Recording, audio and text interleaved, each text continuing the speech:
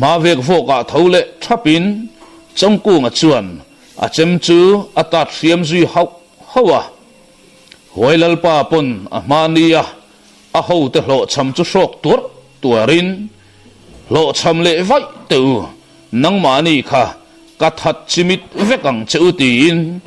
the phar leng thal hor hloma lau bak lenga tlan chedor dor hlomin pukil chun chu rak hlom kha ni renga an ngal phusen soi tum mek manga chun lama tha tum chuan che tan la zui ta sunga amania chongku nga ka na ngal phusen liam te chu en kol sakin a hil zole diak to a ma se chong tin le ri te nu pa in an chin chiana bul ber an la sutlang zo bi kat lo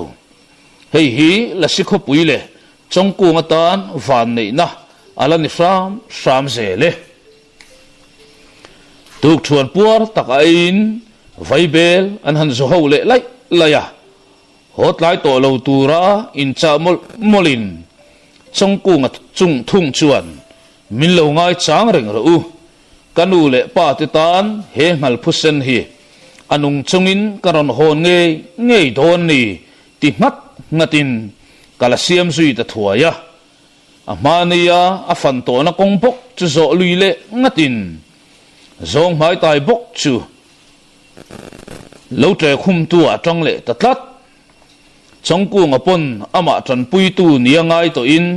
anui ve vara phim khuru sual zo ka malam pan le thawin amania ngal phusenin aron phin na la e de chuan ding datin an ngak le wang thina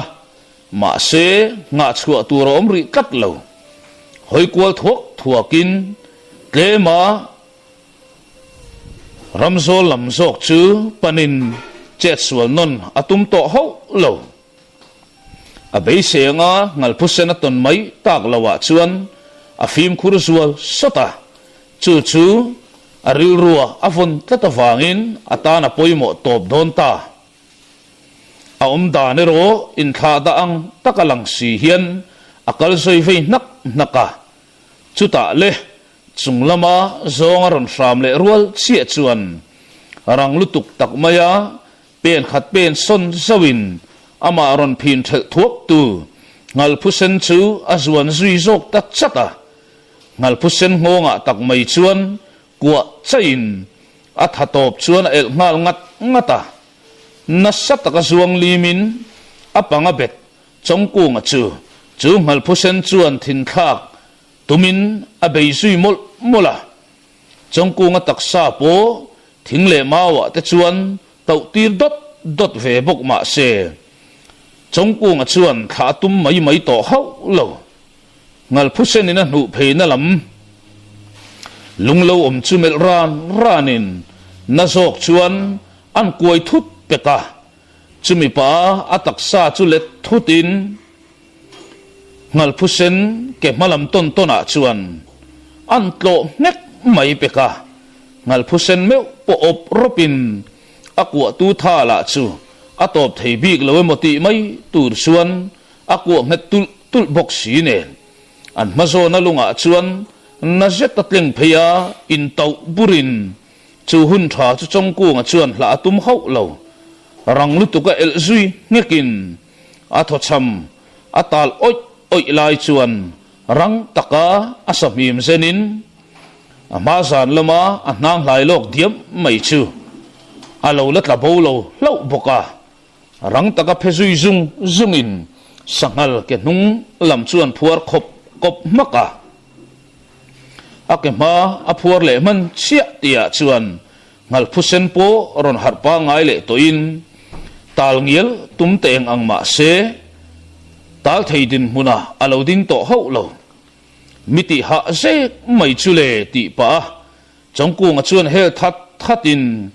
ama zana partin chingi thil in tir poimo na atong ta zauzet maya lalopin an buk sual lam hoi chuan akal pui ta lu mayale lungreng huai lal pa thin rim chu khek ruain khoeng ut nuaya cha chuak thei ni bik si lo trong cu nga ero ti buai tu le ama ron zar buai tu anei le mai lau thon na khatin apen po ka var parite pahin an lo mu na chu ain putheng zui roka angal pusen ka anga meu chuan a chaw ve kher mai lom lu ta wanga ko chungin an rak zui teng tunga var parit chuan chongku nga chumel wangin ka chongku ati thop seta tiru khopui ipan vat teng u tia rim tuin rotnaron siam tak khawa chuan hardun zokin anin nui saka ti chuan tran khopui lampan tur chuan anin buat seita rim tuin ngalphusen khain var pari chuan chongku nga chu nget zeta ko in per bom te po a omma na la si khopuya chuan thua thon zui mol boka tran khopui kong ka pui pon lama chuan la si khopui ta na mi sang wal fe chuak chongku nga chu ding wangin akianga rim tui chuan ngal phusen chu alo din pui ran boka ading lama mel tha el tiang var pari chuan nui var chunga chongku nga mel chungin akut arandom sak zui ve chai boka muang cha nga tran khopui kong ka pui chu pan na in var pari ngei mai chuan chu kong ka pui chu anam hong ta ruai mai le tran khopui kong ka pui pon lama chongku nga ta ho chun ding tlar ta thap mai chuta kong ka chu var pari chuan nam hong ruain chong tin le ri ngei mai chuan maron ruain angal phusen nilo afa paduat chongku nga churon panding nala aron ko azui thop boka nu mangai na tang bela chongku nga nui sun chu lal ro pui lal chung nu nga chuan ron pan bukin akut veilama dier moi em ron humin akut dinglama chuan thalmoi danglam em maile thalfang khatran abomoi em mai ron lek chuakin lo ngai ro voin hian tran khopui pasal tharo puin anung zui tu le a ai la o tu ra thang felta khale ka fapa tia akut dinglama aken chulanin adier ken ero anu pui duat top theilo chongtin leri kuta pein la sikhopui re thuap kara huai to na chuan thalmoi danglam zet mai churon hlanin i thalbur hi aphai ve ngai lawang tuna chuan pasal tha dik tak inita khaile kanu ti na kal kiang suita lalnu chongtin leri chuan chongku nga chu thlek wangin kafapa lokun ro le tin anui vara chongku nga lua diar vet chuakin aban ding lama fuana an ban phartir set zong la sikhopui chu ning durin chunglama kol phekol popin sachi sang ten thomron chuin ngal phusen ngei po lalnu le lalpain alu andom du na an thunei na anan man ta ka chuan thoi takading chuakin angam lo wal chongku nga chupan nain anok zui nuwa asir maya loma wanga mitui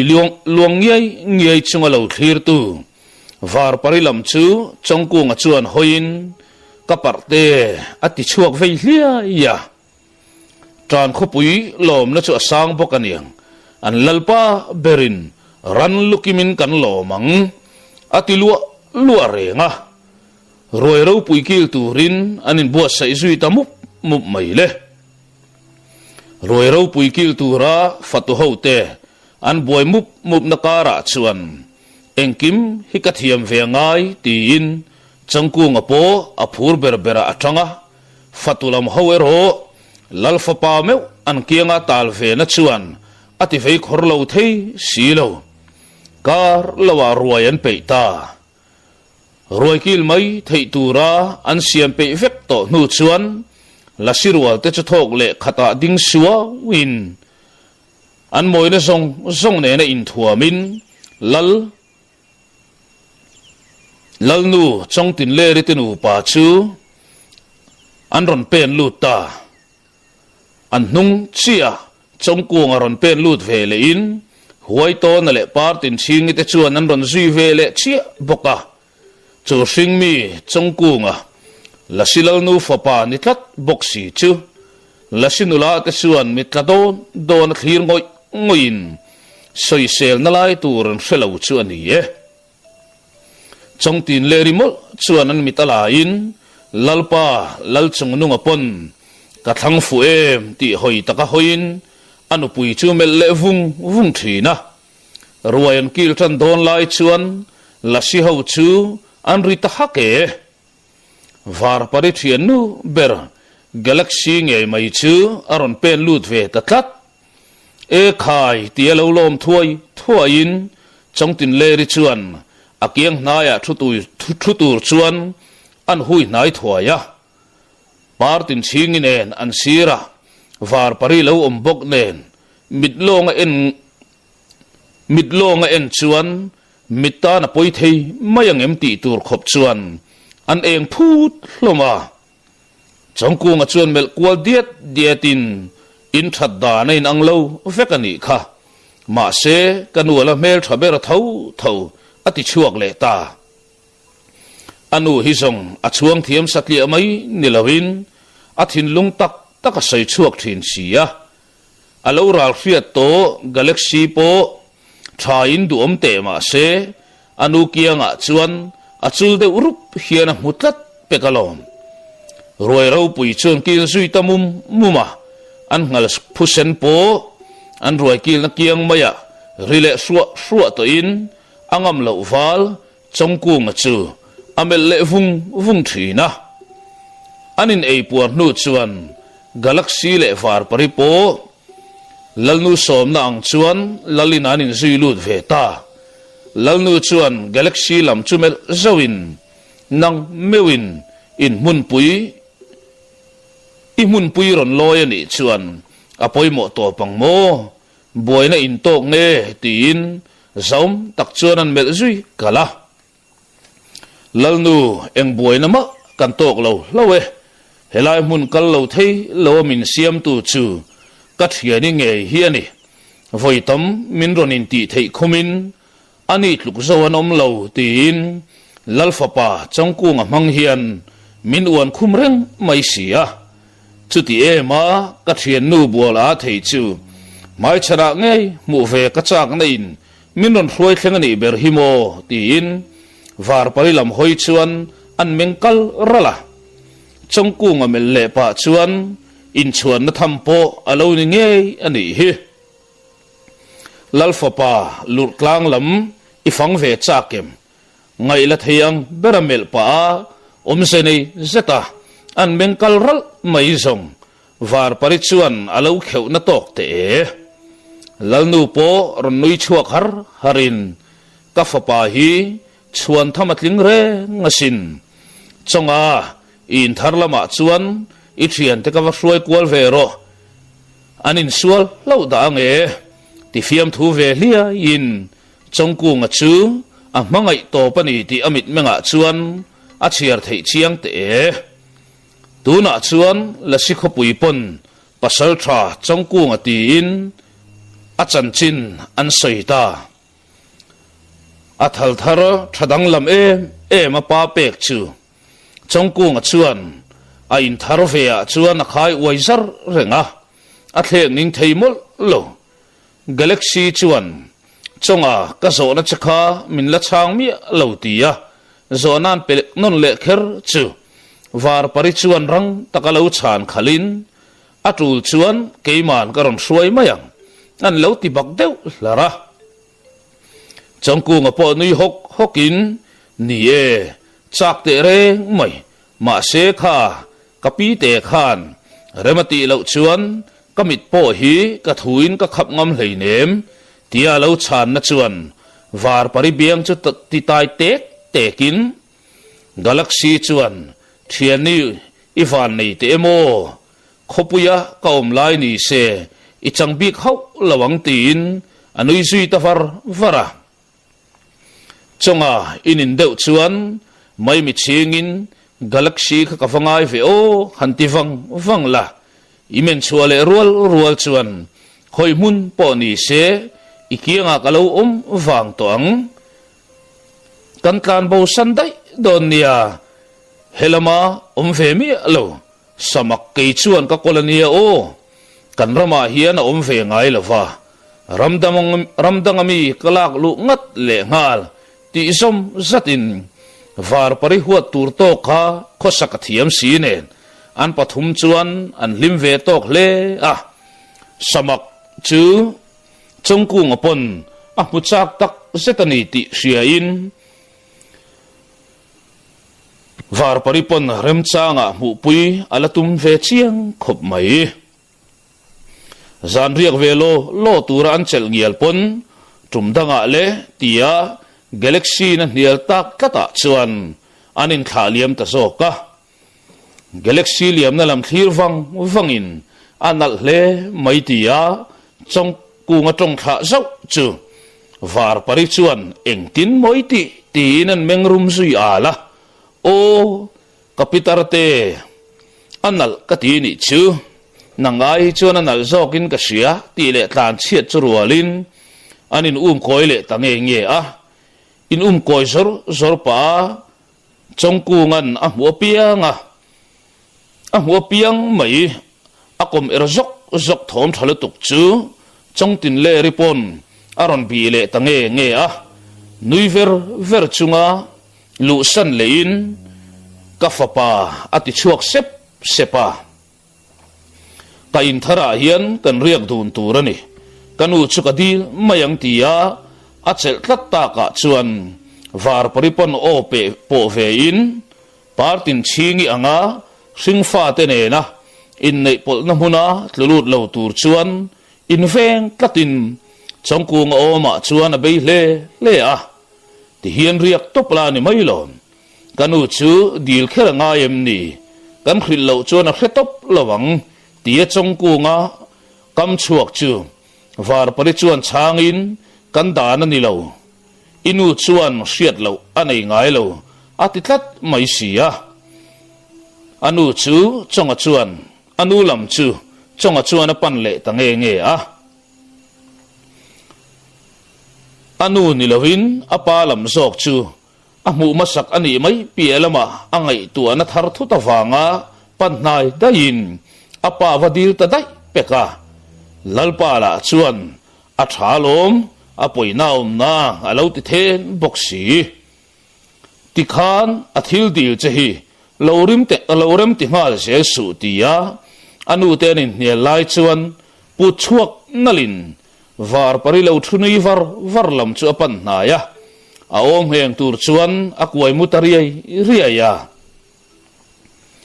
chongkunga zinga harve meu chuan anu orideu thak chu sia in lalnu le lalpa chen na in chu pan nai ta thuaya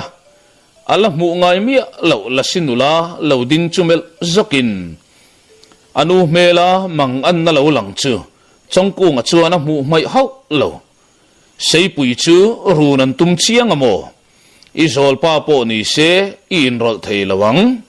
adang tura mi katira ni poin lawin rol suang che dan chu itum nge mo tin amala sinula tin chingi chu chongtin le ri chuan zona pezui le ngata o ka zol pa chu dan ka tum ve nge yelom ma se sei pui lalpa dar khuang hi an lalpa kolbem lalpa hian a ot thungang mai sia rothil it wa ngotinan rundon ti nani berchu ati nuai raya seipui kapian ka seilen na wang khuwa tak chu chua san to ma se seipui hi ka khuala ni reng atlu chetura ni lo atrula ni chuan singmi te khovela chuan ka kirle mayang mit menga thin rim na satak mai pai chunga chong tin le rin chong a che zo rual chia chuan kanu mit le maya thin rim na top lang khopa siam tu te chuan chong ku nga poi an soi ti na ni chu kanu keima ka kalang dan mi kanilo izol pa chu in saseng turin silang che ani lo chuan chong ku nga chem siam ama chon ngei don si var par lo lu te tin lalfa pasia dik takaron lan chua tirta var paripo ron dok lut ngal zakin tuna hian seipui rama miswai turin loin peyang che thu to pani chu aparon chong chua tum chu akuta lo khapin ai kapa kanu mita tanga lo thona khan kal turin min nor thuto huai to na sual len kani hi dam takin kalau kir leang tin chingi lam chu hoin nangpo in rolani chuan antiram zui maka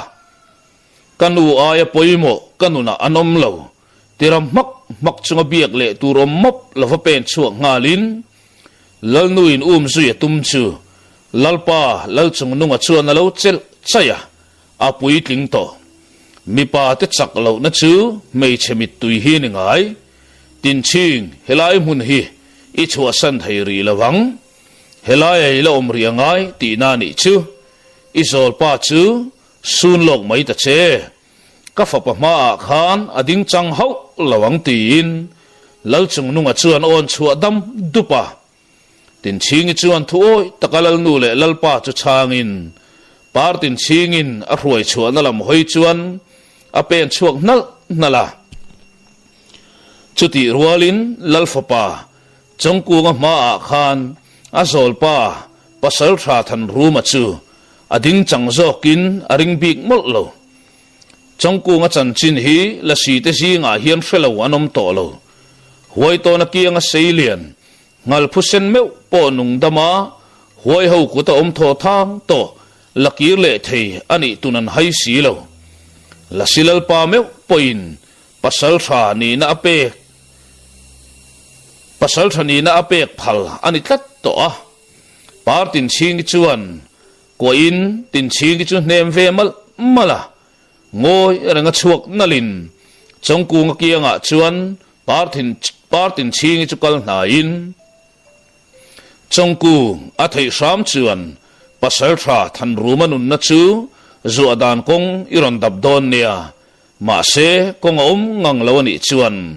tim hlek suang che i u huai to na lo thleng trep lo ngak le lok oro tin abu zui ngata var pari chuan chongku nga chu thut chil vatin voitam ka hril thin to cheng khan ising mi pui te kianga i pen chualo ngai don ta ising pui te an ne awangin an laka tim ngai suang che nun rong taka che tu re no ni hau lo tin mishing te singa ril ru thatak takanom lain mi ril ru koile chapo em te an chak na le thei na chuang em ten nukani ti siala thil tam taka hril thin chekha ivong tat don nia tia fui zui molin huai to na lo lu ta mu chuan var pari chuin saseng zui tan nala huai to na ne na in khung fa le ngarin ato pa zong in kuwa chungin an ron nui chuak ta hoka chongtin le ri po ai sum zo le talo ka fa pa kal lo mai ro che sual pal ta la tin ron tra khum le don tamaya huai to na chuan kanu lau thong su kanau hi ka ring to ke tin hei var pari akianga rang don rom mitui nen ni lo imal som na nen tha jok ta che tia lo khak deu ta ka chuan chongtin le ri po har chuakin lalfa palua chuan afa palua chuan akut ngatin mal som na hlan ta anu in mal som na hlan zo rual chia anu biang ton na piai sakin len lai arol lo hi chu tia tlan chiat rual ngalin chongku nga chu lalpa chuan anu izui huawa ka fa pa cham rei lo la o tin au zui lu nga trong cu nga chuan tin ching chu pan na in izol pa chu zuwa ram katumang a theingang lawani chuan kanu melma chu ka melma ani sia tin var parilam chu pan na in an thok chuak zui ta dela seipui khuwa in zabor vel khuwa chu lungmuang takakal mupin an lalpa berin khuang choi atum miau maya mitin mai chu an phurin an phei khai sang tlang hle mai lalmual chu nula le tlangwal nu le pa chuan moi ton mupin thing anin keu chok dup renga atuk maya an lal khuang choi natur munata na buat sei mupin an lal khuang choi tum ni chu atuk mai lo ni to bok nen an hlimarualin a khat tokin tlanga upa chuan an lalpa dar khuang ri tha em mai mol sari fan zautia an fak ol lo chu abeng rile bung thina boruak po asiam thakhere chutianga seipui lamte khuang choi turan ri khul lai hian an khoram ri chunga ngei mai kol bem fal rol ten bu khor mupin tlangwal sa chuang lai mai chuan seipui pa la sak thin seipui tlang amoi hluan athana sang a phone di me adar khuang ri in chungnung lu rati ti in an sai la sak thin nore sak vek tum chuan an pasal tha chuan for pathum than ruma zahluta solku ngate ho nuaya ngei mai zamna le timna nei map lovin che tan la sung si an buk sual na hi alaral muang tok boka an thoman dim lovin aram ala thabok nen sa an thal pop hlom hi ani bera nuaman chen hi ni bere pasal tha than rumangoi choi riau mai chu pasal tha zahlutale hol ku nga chuan a eng chui hria ni mo tun tum hi izam athalovin I phur tok lo ria win ka hria hanin thing har deuh te lal chapo nu niam tura thok chuak kan ni hi mo tia nambula lakin than ruma pon atamai mai thin chau hian o phur lo na ka nei san love ma se kan run tum chan hi ho ka ti deuh mai alom male dar khuang pakhat it wanga khuwa han run top mai hi ka thin lung hi na pom thei meu lo zo ka ni nun na le thi sen tam takaluang le nge dhona ke ni ho po hi nge mazat kan tlunge yang ka lau ti nei ro ni hau lawa ma se ro thil it lu ta wanga hanin run top mai hi thil dik ni in ka khelo deuh mai ani ye ma se lal nei kan ni a lal thua ke pen tur kan ni e ale pe kom le ngai te ni chuan kan lei do ni lem lo le kan poi soi lo run ngot mai hi song ke song a chi chuak zinga ka tel to hau lawang tin angai tu na om chu a soi tlang ta ro nga zahlutale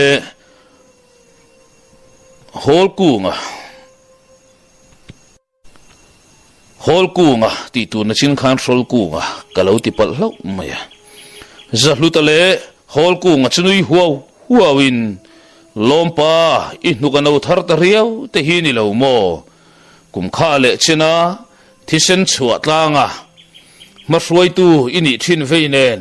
in thing harte hei tlangwal ho pon hoi har hlei thei ho lawania tin an nui lui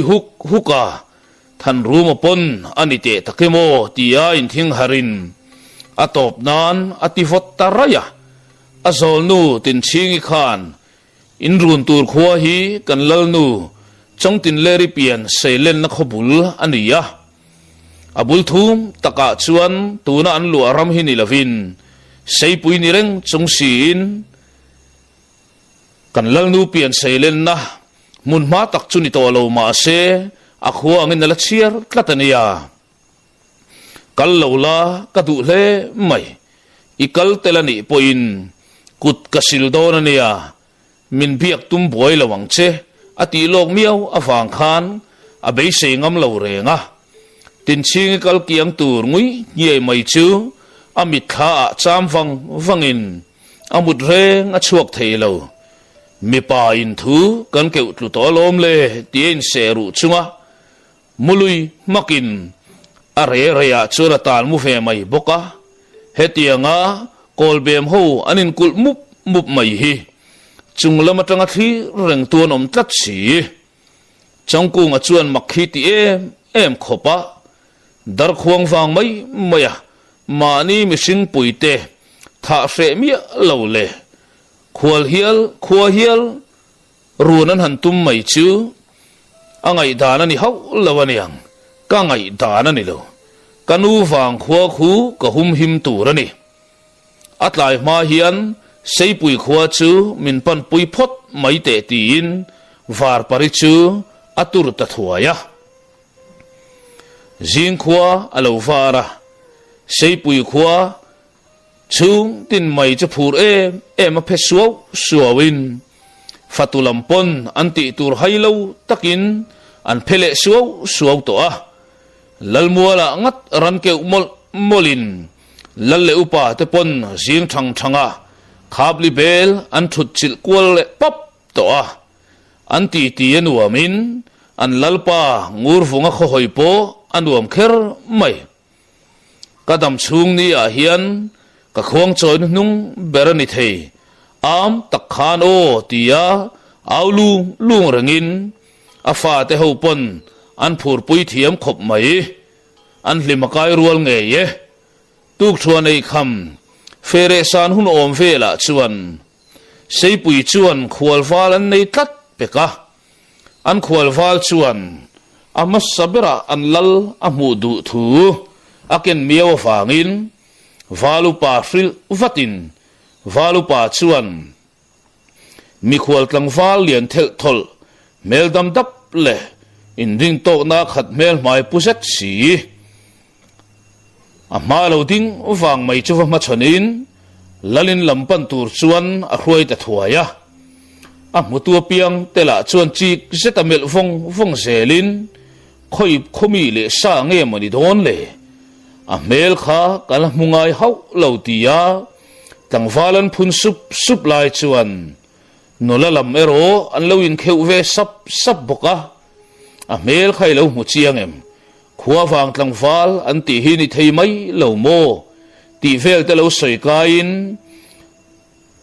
an lo pong sa lok ve em ringot boka lal ngur vonga chuan a ma khwal tlangwal lian thathel thol mit meng zam nan mu tur om lo le in ring tok ti hriat tak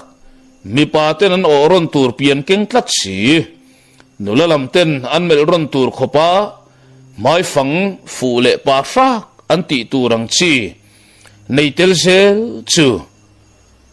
lal fanu te pani rengin an mel na sadunin lal nui na kheu har ngai khopin an lo in sum zo lo ani renga an dem om hau lo lasin nula rual po anin kheuzan khua fawalo lal ngur funga chuan ama tlangwal din chu chi zetamel vangin tlangwal imong ron hung ta che khoi khole tui nge ini a ka hriat ngei tur thu poimo to iron keng ani yang mo tin zaum taksi chuan damdup si hian zonan pe thuaya changku nga chuan kalau kalna khwale kalna lam tur ai ma poimo ma sazok chu tuna hian I khoram chunga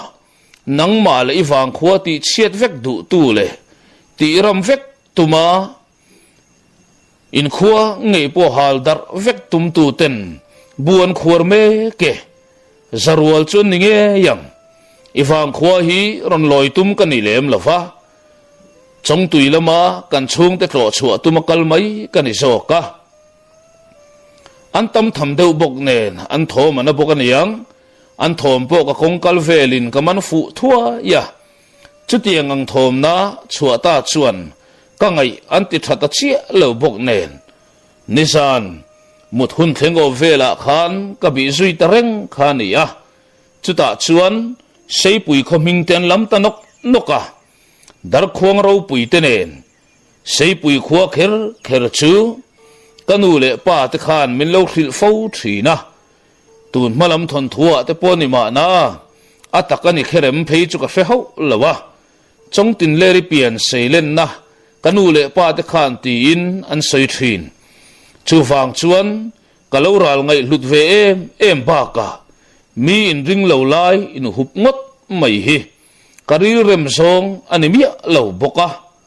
rang takaron khil cheu tha le thul ni ka sia ta wangin in kholam kong lo hi kong ka kong so atanga peng hek lo karonin sirlut ve roi mai ani ye ka sia chien em chu an zinga khan pasal tha than rumati a ngei ti hi ni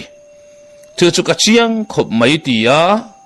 athuken asoi chu ata ka chuan an bo ruak kallai chu re ngal dukin lalnu in sum so lo chuan oi ka du thei lo pasal tha than ruma tel chuan zalhutale hol kunga minun rong top antel nge yang akhun nga char thei tlat lalpa ngur funga chuan nang mei chia lo ngoi ro tivin zui thatin valupa chuan melding ngara ka pasal tha te han ko khom ta che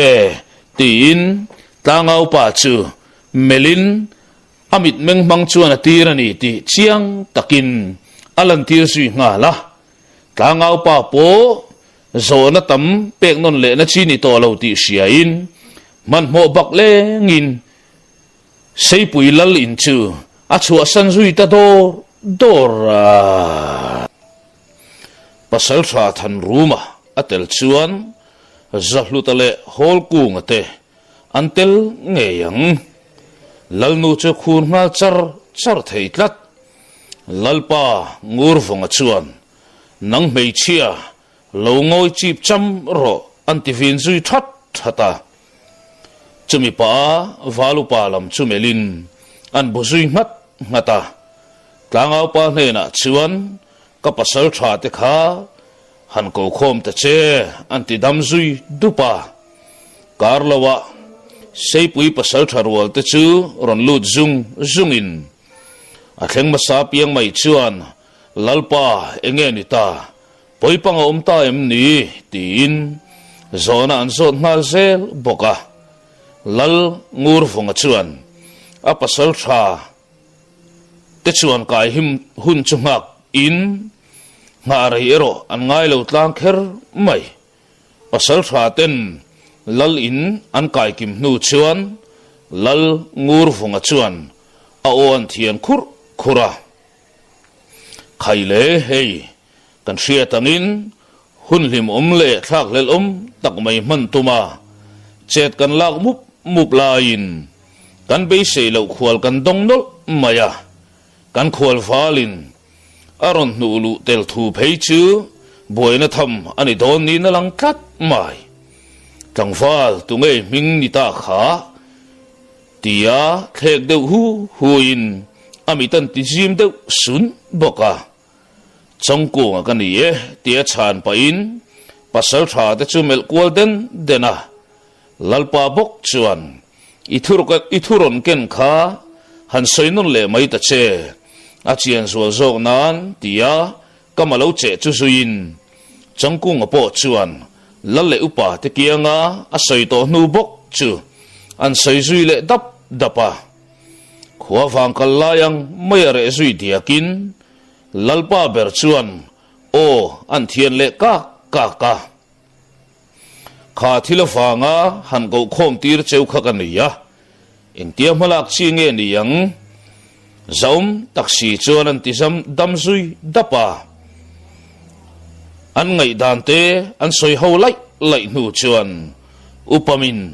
awang laya khodai ngul ni thin upathat chinga nge mai chu ronding train lalpa ti hian rot na kan siam ve chin tiang o a thaberang phei chu ka ti ho lo kan bo ruak hi kan hrethawa mi pui tiral khel lo zong chet lang ni se kan khual wal thil mu hi ka ring hel ho lawa mà sẽ căn pasal thà te hiền và bị non lệ chín ngắt ta sẽ thà lâu mô anh run chết chùa tùm hun ô mang te căn in bua sậy thiềm rộng nan a tru linh ka sia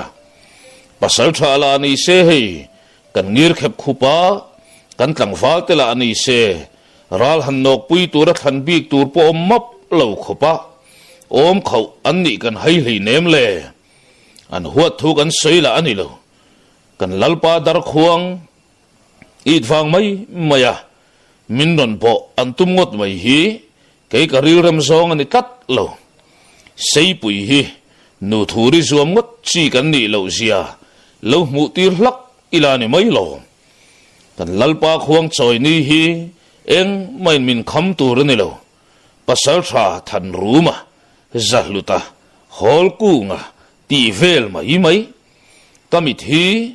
thau chuan bi tlang zo lo khop chuan ala chaw che hau lawania dam mana voi khat chu chengrang yaw tir le derilani mai lom tin anui sui haka hetianga pasal tha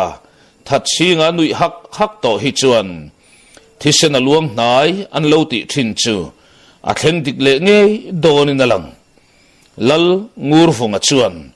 ka upa that singa anui ngor le ta date khuang choi lom nan milu kan lam som le zatanga ti nia ka upa rot na ka tha ka ti e tunge chin bi chuan che chuak ang ti in a pasal tha te chun mel kwal den dena keima ka kalange tia dings deuh suo kara chuan pasal tha tuai tir ber mai zahunga chuan ka kum chir alatlem ber boka ke ka kalange tia kam che non le ngatin valupa chuan kein kan sui bokange alo ti thuai boka lalpa po bu ngatin changku ngalam chu hoya thut rem deuh pa chuan vala itum ram chu kan khomor lama tang hian pantala kan khomar lama tang hian pantala voin nge a po hian ilaban man nge in karing tuk thuan ro heta bar mai ta langa thao me izara liao kan khak kan wang kho chewek tur ven him theina hun kan nei don ni in lang ichunga kan lom hle ani he khwa hi I khwa anga enin iron loi lut fo don nia tia abu khum ngat na chu chongku nga chuan nui var chunga lo changin kapa chuan mi pam hamte chet lak dal tim ngai su min ti ruai ka kil lo na reita remiti chuan isial sarim chu lalpa kalkan mai harsa kavatiri ve tinan nui ve haka upathat chinga chuan lalpa tikhan a khan tir mai ro kathin lungang pumi ani hi tia loin rol fatin pasal tha te u tuk thua lei khama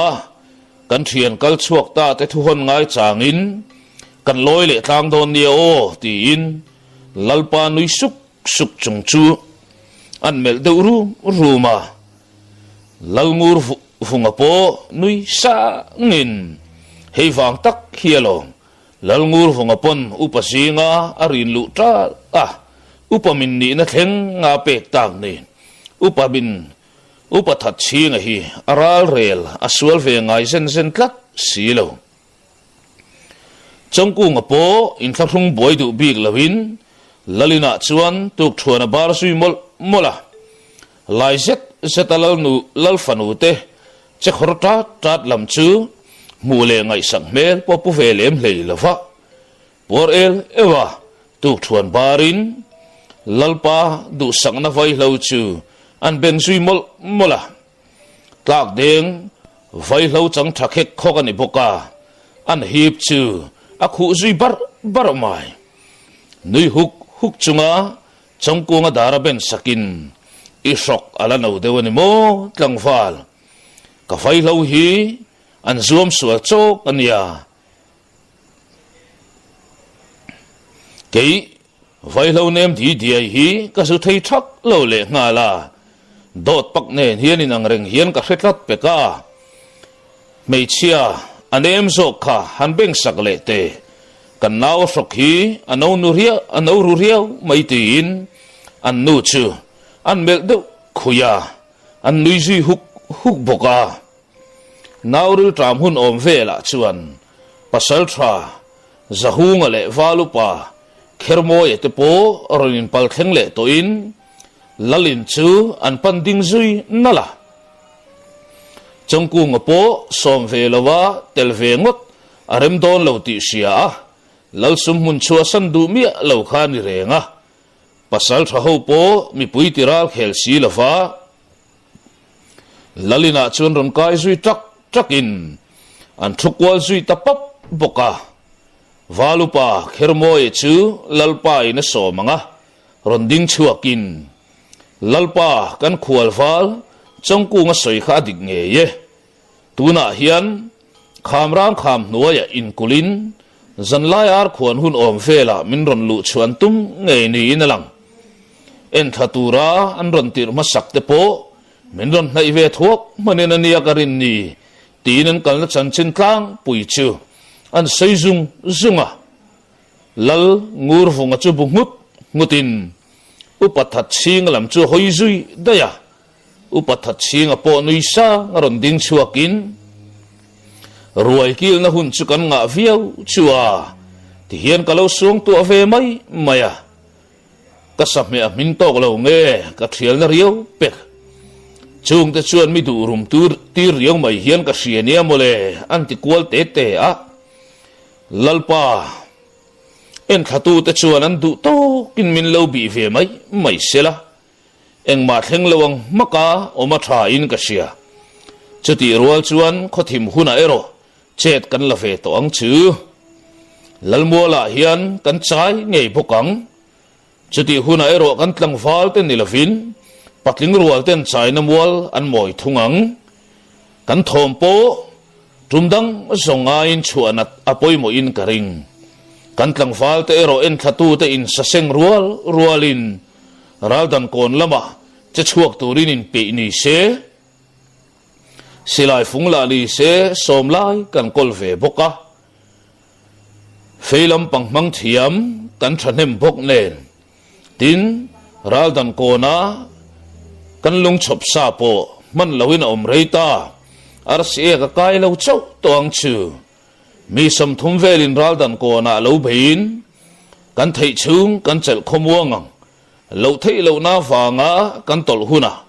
ral ven bu ko ten min lo thlob le ta sela khwa hi an dai lu tur ani lo ral ven bu kan paltlang thei ta ani le tu chem nge riam zok kan ti to mai an yang chu kan che ta sual viau ani lo chuan ral dan kon le ral ven bu ka tang hian enge mosa chukan kok tu tura ka ngai alading thei chu hupur om tham anom to lo tura ka ngai tia rotna siam chu an buk pui clear hloma a thatok via winan sefek mai chongku nga chuan lalpa mi khwaltan rotna pakhatte nei bel ve thiang angem tia kaman ron che zawa fanga ngoi suile thapin lal ngur funga chuan rotna te chu siam thiang lo ati ta ka chuan kan uparot na kha atha ka ti hle maya chuti rual chuan tlangfal kanin dayani ngat chuan raldan kon anin palthlen ma khan mi som thum vel tal an nung lama tanga hual tu tur om theita ila ral ho tlan chetur le an nung lama tanga beitur kan ni ti na ni chu chutianga kan che theyani ngat chuan in pomchil ani pon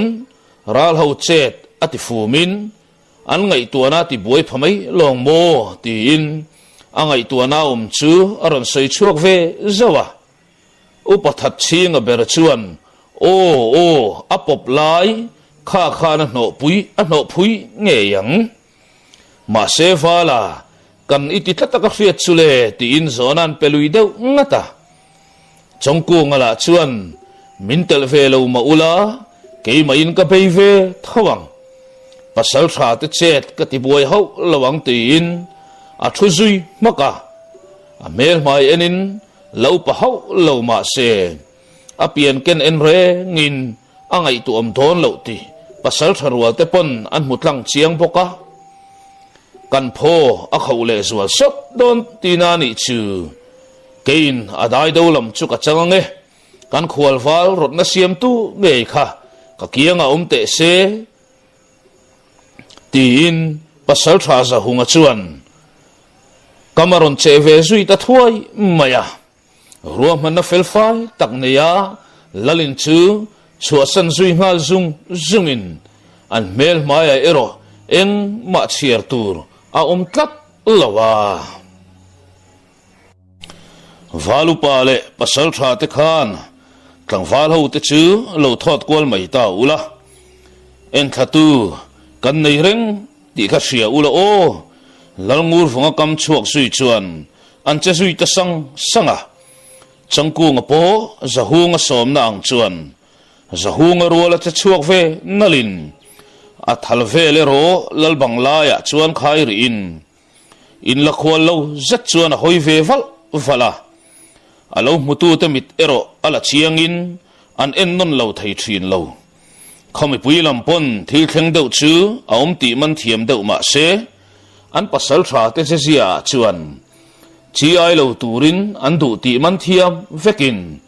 khorura zet mayan ni lan na chu an nun phung an ti dang lam du bik ei lo en thatura kol bem lam inda te pon an du to kan nga ta niang roi kil ma deuh chuan an trin san ve ta boka roi kil tura lalmual laman pan kho meu chuan lalpa churon ding chuakin ven thon tur a to lo ti a chiang boka mi pui te hena chuan an mabak kong chu a puang sui ta dapa chi ai mi lo tur filin tu manun na chan lova ne na kan chan theinan pasal tha te le tlangwal te thu ngai chang ran tura a fui zo chuan dar khong ro pui chu beng tu fu in roi pui chun kil zui tamu mupa kol bem lampon roi kil ma loka an en tha du to ka ki le ta khan ni a an pasal tha than ru ba chuan an khuang choi bo ruak em chuti chiat sak lo tur zan lama chai lam an beile nge yanga an trin meu chuan su pui rui tlangwal rual te chu beyan nem zai to in ka be sei ti dap chung chuan zan ria kha han bua sei rang ula zan lai ar khuan ma in kan du na huna in kul turin kan che chuang man tura nga yang o tia thu keu tlu in tlangwal ho po mong zang zet hian an pe suawa sei pui kho in ring lo lai hup tura riak in nga in eng hel thama an ngai lo tlang boka milu khai lowa kholama kirle ngot zong an tum lo khop mai puar el eu khan ei ro o in thape kan lo hlau da nge pasal tha te fui na awang chuan bungat lomin an bur ngar loma pasal tha than ruma chuan vaibel an zuk zo an thut muan dar lai chuan hei kan malama enge thleng don kan hre lawa kol bem wal rual te hi min do zonga lo chelaka kan tim turani ngai lawang tin min do lo zonga chet lo la fe lo chunga kan siam kan lek turani lo bok nu naw le tar chak lo chunga kutha ngat phei chu malina zong ngai love tia fui dapin zam lo tur le huai sen taka ke pen tura a fui zo chuan pasal tha hol ku nga churon ding ve phatin salkai turin kan lalpa khan thu min pelawa ma se mani nu pui du zo o mangin huani chuan tlangwal ho te u in hon theyang ro hlu le thil hu dang in huwa piang ero kan lalpa kutalan turani thungang tie thuron belle hlakin che chuak mai thei tur chuan anin siam zui ta thuaya khothimin ro aron re fel ta mo tia phim khurut lako om lawe ti in chin bi turmi pathum chu kal masale nalin chet sualan tumlo kher boka an ruam han na pola kal tluang viau zele sei pui kholal muala chuan mei pui chep eng luain rala tanga thir pon an hlim tok ti chiang takin an sului lui renga patling rual ho po ek thatin len lion chen non le ber chu ni e lalle upa te pon muala belpui thut chilin rala tanga thir po in an zupuin na tho chu lang la sa to in an pai khat hlum to a leng hon ara khuan meu chuan man in lampan sungin tlangwal zupui lem hnem deu zaikal uan thom nen zolbuk lam thom po thamop mapin an la ek that hloma kol beng lampo chin bi tura che chuak te fin tura ron nai zelin an kiang nai maya chengrang choin mi sangwal rual ten an khochan him tumin an bi furti reng an thrasilo chin bi turan mi tirte poron kirle to in anin tok khom le ta chutianga kol bem lamani buat sei that viau lai chuan pasal tha tham ruma ngei mai chuan ma hruain raldan kon an ngai thua to than ruma chu dung ading zui ta data akianga pasal thakal zahlutale hol kunga te kianga chuan kangaya thahet lo mai min bi rureng tuom hian ka hriat tlak chule tin aphun chuak bala zahluta chuan ngoite lompa nang hi dik chia lo ni in ka sia ituma fu don lo ani ange khoinge ma kan hruai ange tlangwal te hian min ma hruai khalan tum mel silo tin tlangwal rual te chun fui por zawa chu tong kamte chuan kol bem wal rual te thin na khei zak mai e khai pasal tha te u kan ti palani in naw te hi kan rin tlak ve to viau sin ma kan lo hruai chok ang cheu chu ti in an ron pel ta zung renga than ruma ero kil tin mel kualin ama ngei pon mak a in turuin azol nu tin chingi bia ka chak kher mai ma se tin chingi khan beisei lo tur khan a cha lo khap sia pasal tha zahunga chu hoi kwal thatin akianga renga angai chongkung kha lo to hau lo ti chu mu thiam ta a thiana nang zet chu ingai tuam don hau lo mai mo khoinge chetin la tak donang miang tin kol bem ho liam ngo chu thlir zui vanga anan nga le det nu chuan khaile thom dim tak khano tia cha chuak nga lin raldan kon lam hoi chuan mel ma ho nung lama tanga bar khai tumin anaw te mi som thum vel nen chuan an cha chuak ta sanga feile chem mang chi theu ni in pakhatin mau fei panga theu an hum boka a chebera po pakhat theu tal an thalani chuan kol bem ho chu an thol ve hok ngei yang le thuipo an la sui man ma chuan raldan kon atang ngei mai chuan zan thiang re nuaya chengrang au o aron chuak khok ta roi mai le chumi ruala mau fei thok chuak le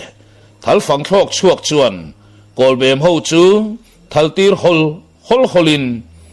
manga ngau thom le thinrimin tho sa thom chuan azui ngal sat boka pasal tha than ruma chuan beile ro pen tur zongula ti au tuarin silayan met puak zui thua ya pen turam chang tak neya tran hun lo kho ngalin seipui ho laka kol bem ho thal fang le mau feile silai mu ta chuan om zia nei veri tat lo kol bem ho silai puak a han rual chuan upathat chinga ngei mai chuan tuna le ti au le thotin silain met puak zui le thora pasal tha than ruma chuan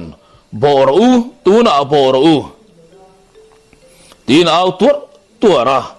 achem phorsu pa in malam pana duk chuak tur chuan bua sei zui thuaya ma se nge lo thleng le ta an naw te chet la tur an nunglam ho chu an ekta thot thot mai le nung lam le malam atanga be an tok ti an hriata an har chua meu chuan som thum bor ba ral nok thei tur an ding to tlat lo sei pui khoro lu le an nula mel tha te mit kha chunga calcium kol bem fal rual te chu thi sen ne na in chi pia nuai chunga a then thimeng kurin then khat liam tuarin an lo chiau phong boka chongku ngai ro ngoi renga pit put kwal zak zakin a thal fang chu thlo chua tir zui miela atan zan thimin om sia nei ve hek lo le thim nuai tom ping chal ko kol bem ho chu mong lang renga biru ang chau alaka chuan ni si a thal fang apain la si pasal tha te ta na abi ka ruat ngei mai chu tho chua zui furin kol bem ho chu thil zui chaya kanu khotan tin nuam ti mel hi pu hial zoka ani na taka chuan a hring mi pui te mangai na le lainat na ti vel hi nei lem lo adu ber chu anu mel maya thin rim na le mang an na thlen tu te thal fai vek chuan ringot si pasal tha than ruma chu hoi kwalin thayeng fielo ruai nuaya chuan anaw te chu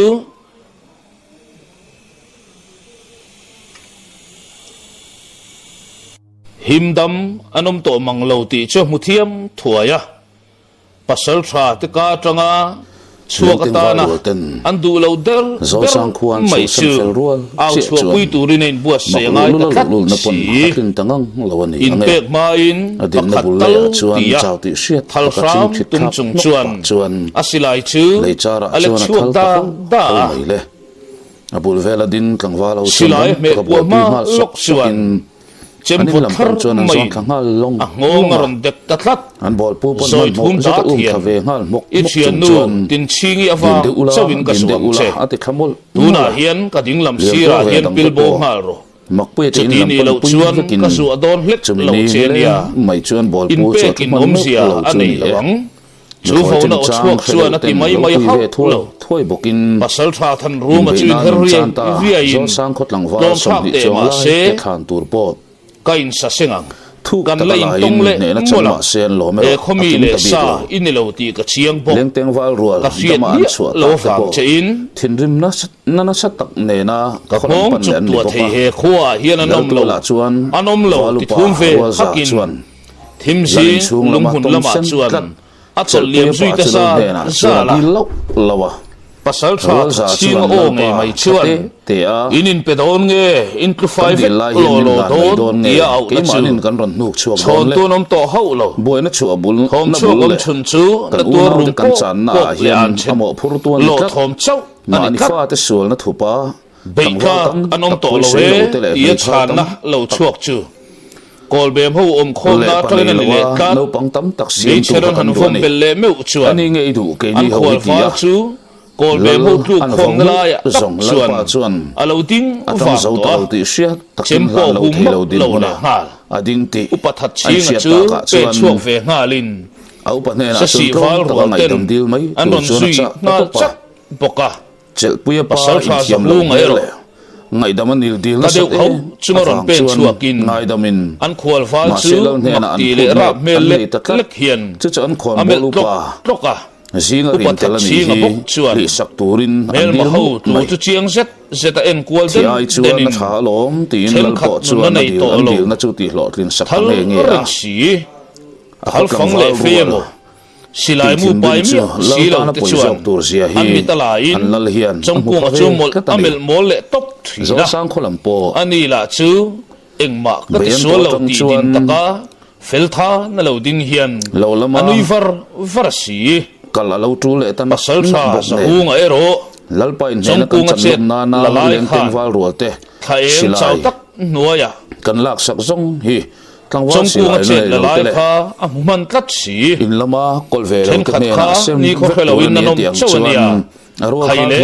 ber chuan nau sem tu dia nun na chan tlak to lo le tin ro chuan nan la nun na chan to ho lu kha lo ro le chang phaveri lo Milu khai va chung na na nge yin. mang chuang lavin Kan kil le thon lom ni. her ve chuak ve In ko kot lam kaya. ti chuan in tiam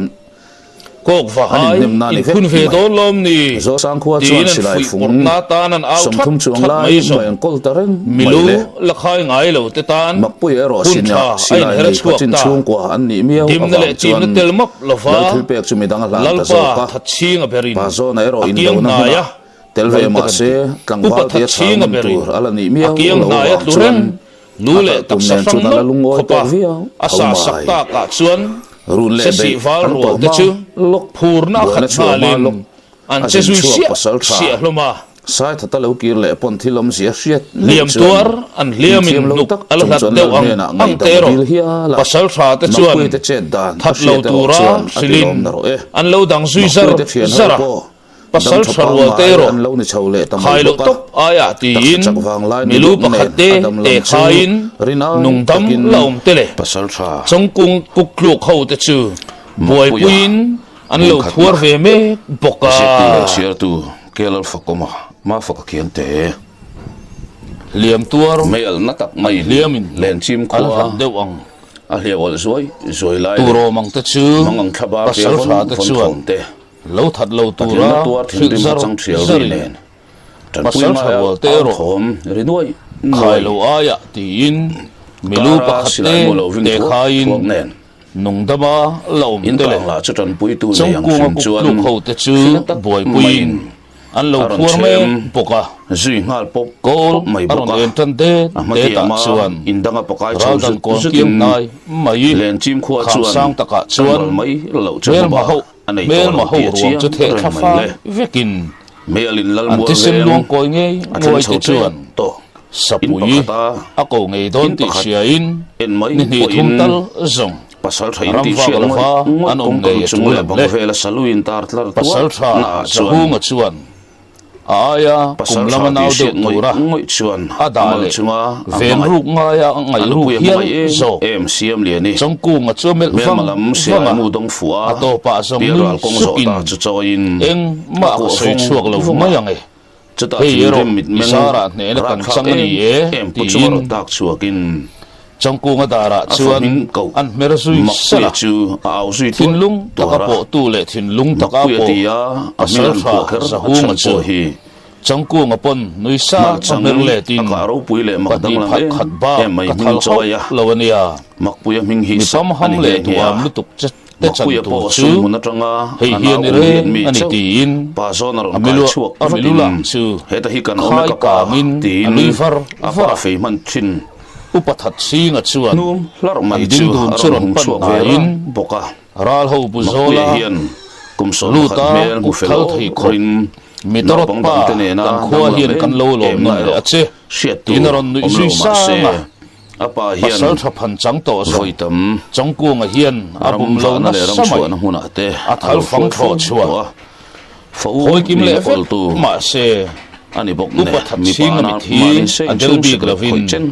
mi sing mun chat tu ku nu ma zong thina chiar thiam lo Arul tura pute ne na, kum ani chabu bakai ni alan khwala bi ni si se. lo watin ni ane tu zo ka ala tong ko chung lam pana in oi ho ma se voi khan mu pin ma makpui ka tang a hian tu ro ve chun ber ala chuak ngai sei pui tang fal thung wang thuang zet chuan arum lama ni se Aben ne kai tu zo kak ten hai anin khopa. bakai ni khwa hian e an tho sam pasal tha than zo ma ka na fa maya ne lo Ro lo thi chua ma ve se la nga sekin. chon le ngat thin na min sol ve tal u lam le maklulu in nui an khe ram ti hial pa hial tuara apa Amilu sa a. du lai chuan ho te chu maka ai lo te nai pui han kewin hun tam mel ma pa kan nei lo min chau sual tu he sei tu ring mai mo takin lo ngai thang ka chu voi khat sa poi to lo ni chiang tin takin chung chuan anu izui ham he khuwa hian van lai tla ang changku ma pon le ni na suk han ti tu sukin kan nei ho lo akiang kal pasal inu tha hi zo zo na sang chu melin min fanuni in akiang om ha zo dam sang do khuwa chu ha kan dam khot khap ni do bo khup maya inu chung de hian mak pa ta phun chuak ve nuap nuap pa. lo wangin kar lo wa ko chuin thir thlengin pupa that chinga nge mai chuan ko iwak lut bo la mai kan ni cham ta fang fang e tuna hian in huangin ko chung lama tanga lo chon ul thom ne mu paka lalpa hawaron thom chuak in theidin huna ko chua chuan in to khom talui luya du ni lang chuan in sa na theile siam kan ron san thei panin chu kan in na me umai zutui Amai thin ro chu hei an ron ula. tu zui ta inu leng chuan iten pial an lom pa te min zo san ta sia himdam taka an kir le chu kharbula min in lo thuk tak sia in sei ton zak zatin po in karing lalmual lampal chuan aring sei chho su hula upathat ching chu lalpa ina so mange ya lu kapuya chuang kain an ral be dar le machon dan chu mami do izep chukanin mai nei silo war moi to e ma soi dapin dan kwal fal po asa puyom lo khop mai he ko chon nan le alaka kachunga an thalno de tin atam thayang in sirlama asal tha za hunga te kianga inu chunga ko ngo tu rana chong pu malo ding ve chumelin amit ko an san khum zawa tu na hian ui ka ho chon hom ni mupkar nang ni una lalpa ina so mang chuan in lani ve chong ku ngapon lal choi moi na do no chu atom sui ve ta adin changso ka chutianga sei pui lam ten mai an ne na lo ma roman chua hul sala hul lai chuan an lalpa ngei po per hian chuan lakhranin in o akut an pharakak le chu chuai pa maya hian ka du da na ni lawani pui po khapan ngai lo chuan ti pa tho ngoi sui le thua to a ai te puya faisa chu thom re lai tak chuak chuan mo chung chuan zalo ti siat taka taka mel ma le lui lui thom sa thasi dik aron chuak lan tak chuat tir fo to na chem pui sei lian pui te khua ve hi ip te pui chunga chuan khongin min ring lo lai pui betin inau nun na hi hoi ku ta ber on ti tho kin siang ka che thoe in ti fei mo mo tha toero a min singa khan malle malamin pe ngamin omem rong chu ka bol lo mi pa takamin machon ngamin omem don nia kol bem pasal tha zafluta kaninga ye len chi kalulak chem khamin han pe ula min machon ngam chon din chuak cheu mayang tia au thomaron chuak katat kai na pha pui pui re thuap kara chuan zafunga upathat chinga lam chu lalpa ber chuan mel zawa kal to ro ule upathat chinga chuan tin threng don nia zahlu tai ti nge zahurai ti po ke chian thenglek lo mai chule ka thaina song jing te in chal hi tak lo ni tin sei pui khua te hian min po kan lo la ngai le idu chui mu emang tuisik muam chungin amni kalau ma chonang che thim nuaya po chet la thiam leilo pasal tha kangai nep lutuk che ibiru lai chutlu thei khop chea ve nai thei tu chakan ni hi kha thui au chua pui kan bei seiwang kha lo nungdama kan la da ram che midang khan châu na thu inau pui ve donem tinan mel kwalden dena pasal tha hol kung charon rum ngatin in ngam kangam min han phel chiula engzat nge ka ma hian tludon in lo chiar don nia tia se chil rap chunga upathat ching achumelin putar ilu kaladon khopan ti sui saka wai tia tol nung darin kathin ava phuna sakher ve kasai dar mai kati tia upathat chinga nui hak chu mel malam tan chuan avarun thak do ne tlangwal te u han kai chuak ru le tia aulo lawin upathat chinga chuan mi pui te chu tol nung tur chuan thuan pe zui lawa upathat chinga bok chuan eng tianga in be nge indu in thian dun khan in trăng cop chak dewem tinan nu izui sanga chu song kol bem pasal tha te du thu samani kat khome pui them khat phei chuan kan kutanom to a ol ai te ada that mai tur nun na chan so ka tran thei na a thul lo lutuk tia lo phun to kan om nok mai ma se pasal tha te hian tu chawnama an tlan san ngai si lo pasal tha hol ku ngale zahluta te po phur zetaron pen chuakin lalpa chuan tuisik te kha khan pe ula hei kolaron eng tan taboka i ngak var chiang lo loang o in rilte atra mem tia lo chai kwalin zahluta te pani ero an mading zau hian ringbi kat lo atak le meyang mai in kop chat ral be dan kong tin reng sirdun khan ni miau maya an hoi her azang le tafia we upathat chinga chuan alulak chem chu lekwalin keima hi min han beiron chin te u kalaper rang ve thei khopania tia nui sa nga tual sol sao lam panin ain siam lam zui thuaya nui hak chunga pasal tha zahung ron pen chuak chu melron thupin fa te kan lai hian nang ber hian chet lak lo tum zia lo te kan tan mual phona sin tia upathat singa churon hau fiamin chongkung ron pen chuak ve chu nui suka upathat singa pek chuan hetiang hikarin lok wanga lom kan trong por viau veini tianui hakin atol nung zui mia mai boka hetiang in beina tak hian kalatel tam lem lova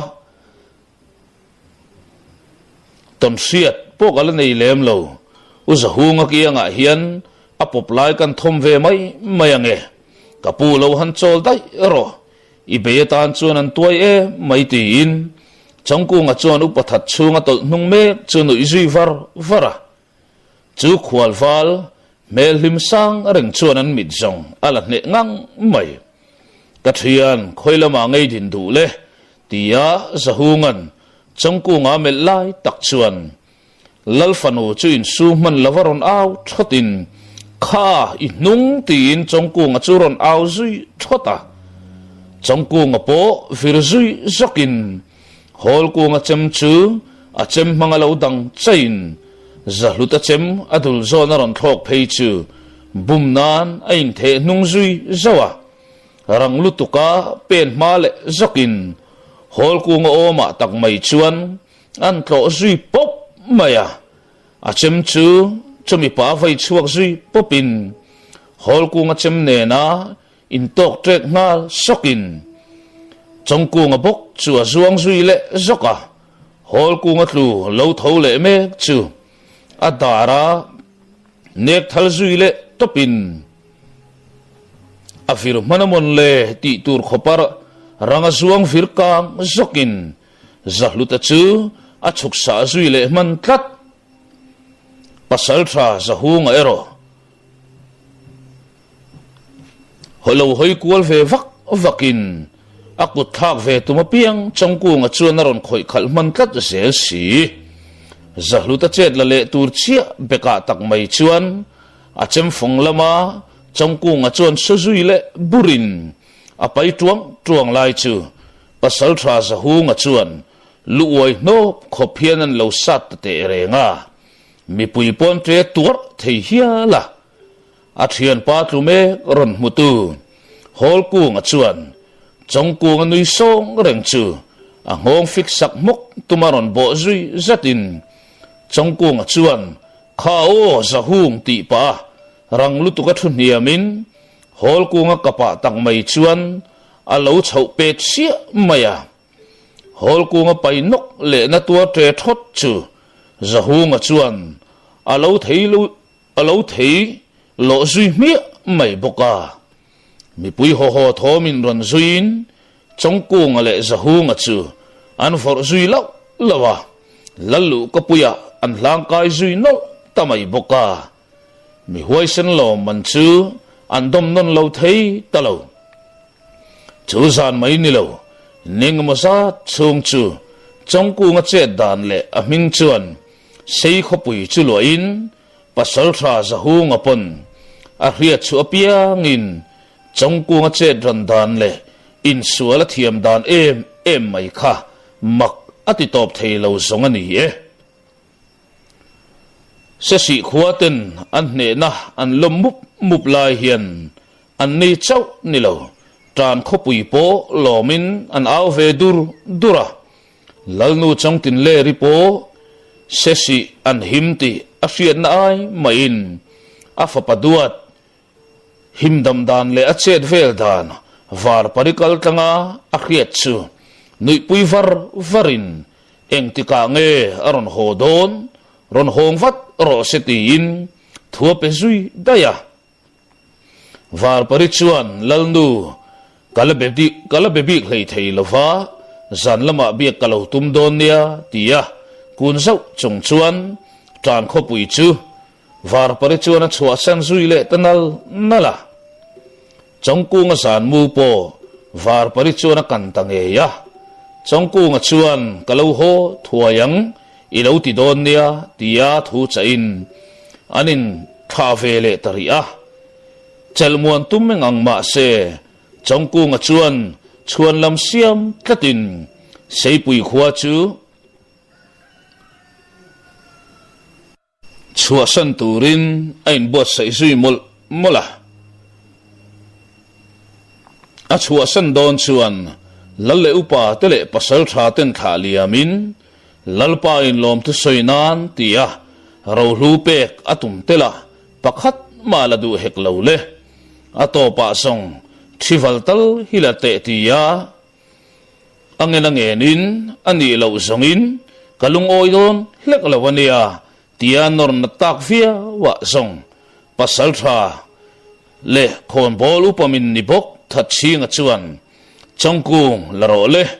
lalte antidongot ngai love lalthil pek nar hi amal som lo ngaye tia in rolin an hlan lui ta sama pasal tha zahung a phei chuan thuife mai kha zuin in mule vat tura in chain chongkung apon am sing pui thian tha tia chalngam anei ve ta am sing pui te kianga khosak chu nuam ti hle ma se anu in lo hong vat ro se ti in thua thon miau awang chuan zahung mu phak lo chin a thlen chuan ronin lan mai te ka ha to te ania tin nui si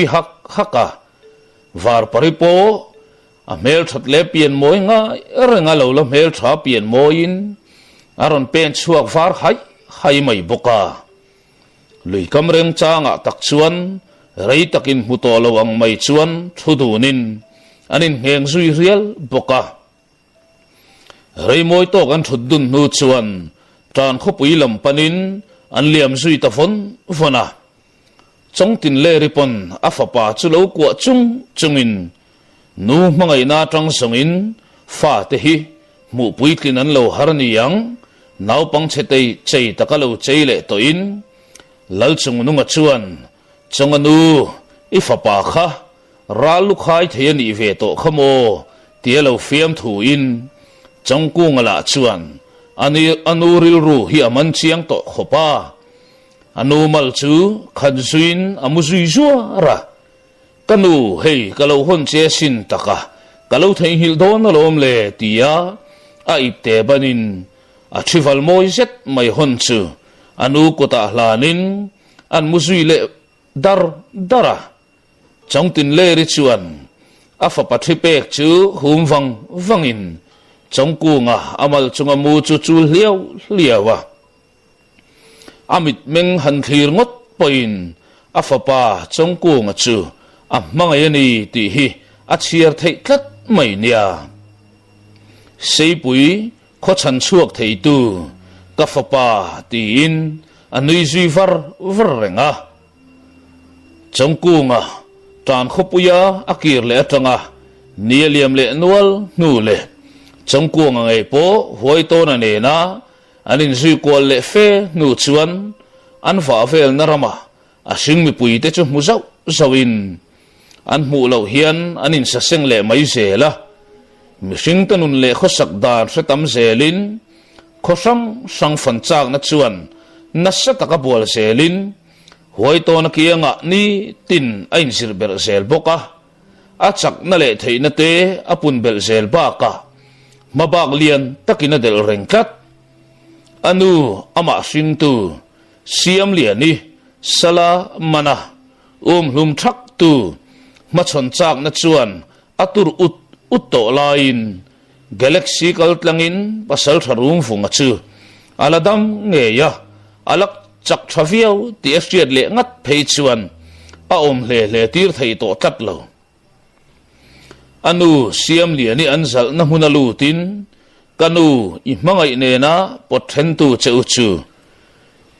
reilo te a kama chon thuai do ne room funga chuan pil ral aron pan don me ke lo ngak le det ro tin mit meng sen vek khopain humru ngatin anu chongtin le ri lam chu apan ding zui nala huay to na kaltlanga engkim lo hrisa vek to an ni boka changtin le ri te pon lo khap du lavin thurum tak ne na lo tha ta sok tlat siang mun pan masak zeta bungtlang khuwa po to tel lo to ma in buat sain var parinen chuan tran tlang tran khopui chu an chu san zui le ta fon vona pasal tha rum funga ero khatia siam le ni nei ngei tuma a beidong kirta khan nupui chu han nei ve bok ma se anupui ma sa chu akir le hlol mai kha ni ya anupui na nung zok po chu tiang pok chu ni le tlat